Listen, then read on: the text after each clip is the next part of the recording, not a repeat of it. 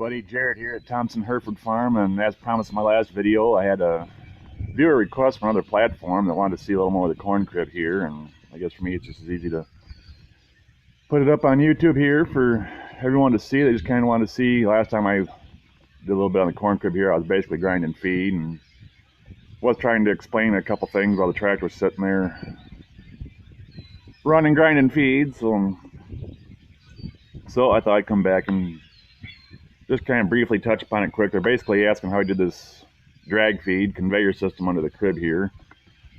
And again, it's basically just a number 500 Kewaunee elevator, about a 40-footer underneath there. And to make this work, as you can see on this end, up underneath the crib, that would actually be the end you would typically be, dumping into your bin or crib with here. But as you can see, I'll stand up here quick. We reverse the chain in it in order to pull off the other end where the heavier shaft was. Just easier when you're trying to pull this much weight that far. It's just easier to pull it off the other end. So we basically, like I said in the last video, we basically took it off its running gear, reversed the chain, and we put the orbit motor on the end. We'll get to that. It's basically what you see under here is what you see right here, basically the same make and model elevator right here.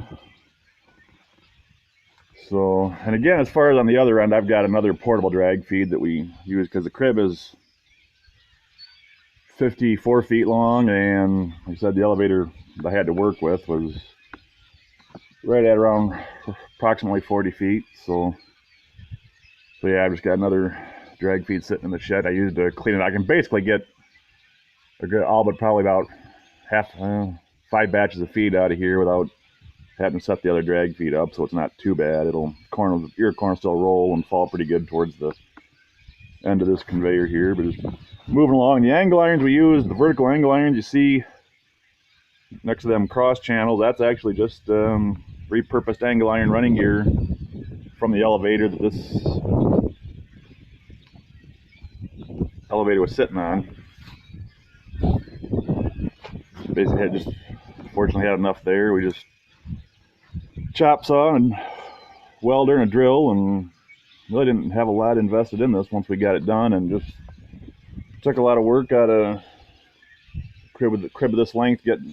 Took a lot of work of getting this crib empty. A lot of work out of getting this crib empty the way it's set up. So excuse me there, and again, I can't edit that out. But no, we get down here to the end. You can see this is actually where you would actually be dumping into, right here. And like I said, the chain's been reversed. If you look here, you can tell where the flighting's set up right there. It's been turned around. And then, yeah, the main drive sprocket with slip clutch, which was part of the original elevator, is still there. And roller chain, all there. Basically, all we did was add the orbit motor, which you seen running it in the last video there, and just made took a coupler and did a little adapting to get that to work, and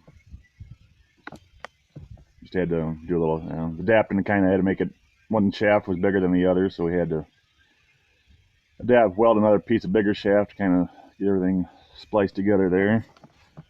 And also made sure to equip it with a controller for controlling the speed, because as the crib gets emptier, you can run the elevator faster. It's in order to keep from having a mess out here on the ground if the grinder can't take it fast enough. At least then we got the variable valve up there to control our speed and keep things moving slowly. Again, the crib is called a Cowin, C-O-W-I-N corn saver, built up in Minneapolis when they were being built. I'm not sure how long that company's been out of business, but there's actually a few of these around here in this neck of the woods. There's actually a dealer near Marion, South Dakota, which is about, I don't know, 30 miles from where we're at right now. The guy was selling them locally off the farm. This one actually came all the way from Lake Wilson, Minnesota. If you know where, if you Google map the distance from Lake Wilson, Minnesota to Centerville, South Dakota, you'll see that's quite a ways. But Dad found it when he was working for a crane company up there on the windmill farms, and had access to a crane, and he fabricated a running gear and a hitch to pull it down the road and had the crane sitting there near this came from near a job site he was at, so he was able to just run the crane over and pick it up and set it on there, and then we pulled it home behind a pickup at 55 miles an hour. It only weighs about 8,000 pounds. Actually, don't look good for me. Yeah, it's a lot of tin and angle iron and channel. And again, here just kind of show you again how it's kind of set up for easy emptying, where it's got the slope sides throughout, and then I guess then it just has metal slide doors. Let's see if I can point this out right here. These doors here, just a little way down here from that little bit of corn, but these here pull out just like similar to like having wood boards and a trench and a cement floored crib.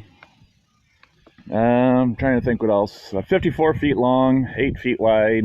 I think we measured up to the peak there. It was from there to the floor is about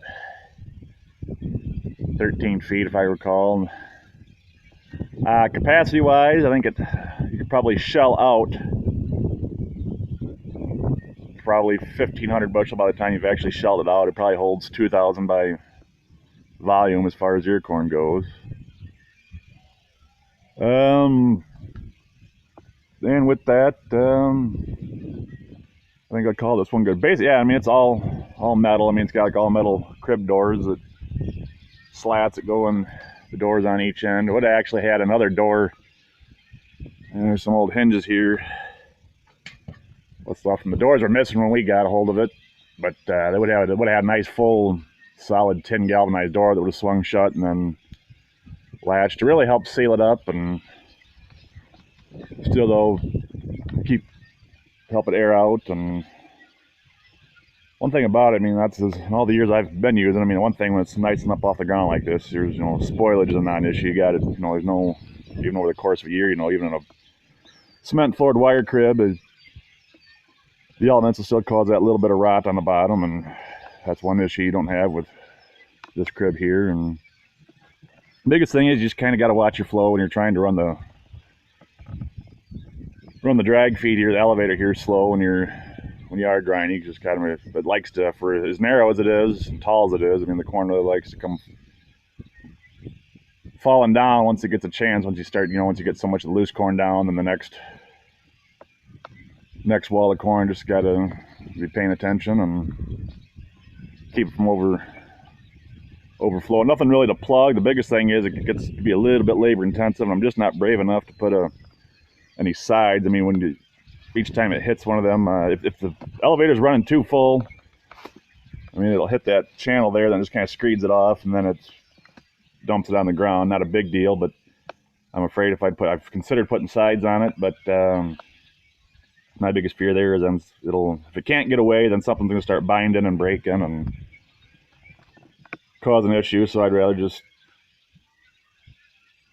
gauge the corn that's going in and just kind of clean up a little bit. A little easier to scoop than it is to try to fix chain the way it's set up now with it being up underneath there. So all right, folks. Well, with that, again, I sure appreciate the requests that come from the other platform that I'm a part of once they've seen the other video and wanted to know a little more about the crib. Be sure to hit the like button. Really love it if you'd hit the subscribe button. And if you got any questions or comments, or another request just like this gentleman had, if there's something you'd like for me to film that I'm part of my operation, I will gladly do that. And hope you enjoy this video. And this is Jared Thompson Hereford Farm, and have a good day.